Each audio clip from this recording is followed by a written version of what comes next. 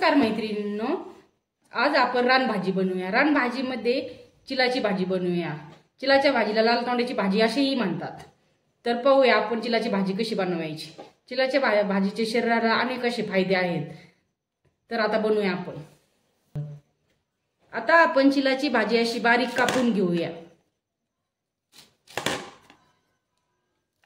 अशा प्रकारे सर्व भाजी बारीक कापून घेऊ।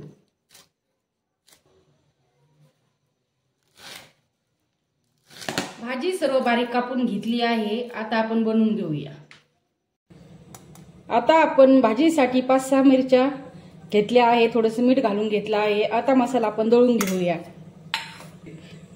एवढं लसूण आपण फोडणीसाठी बारीक कुटून घेऊया।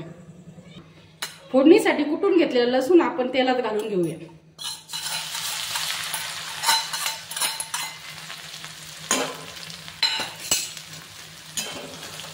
लसूण चांगला लाल होऊस तर तळून घेऊ। लसूण आता चांगला लाल झाला आहे। आता आपण धुतलेली भाजी त्याच्यात घालून घेऊया।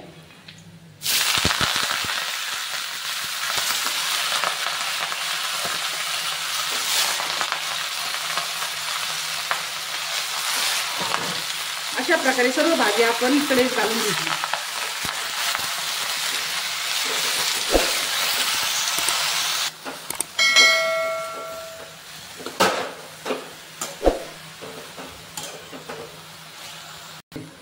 भाजी छान अशी परतून झाली आहे। आता आपण त्याच्यात कुटलेली हिरवी मिरची घालू।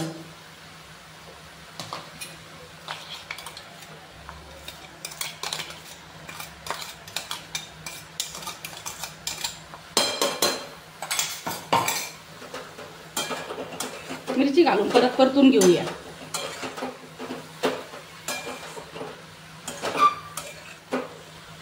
भाजी परतून झाल्यानंतर आपण त्याला थोड्या वेळ गॅसवर शिजवून देऊया।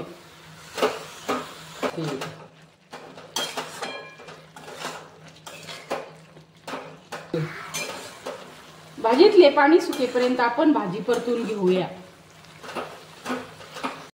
हे आपली भाजी पूर्ण कोरडी झाली आहे। आता आपण एका प्लेट मध्ये भाजी काढून घेऊया।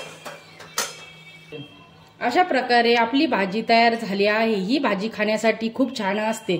आपण याच्यात जास्त काही न वापरता बनवलेली आहे। फक्त हिरवी आणि लसूण वापरून भाजी बनवली आहे। तुम्हाला आवडल्यास तुम्ही या भाजीसाठी लाईक अँड शेअर आणि कमेंट करा।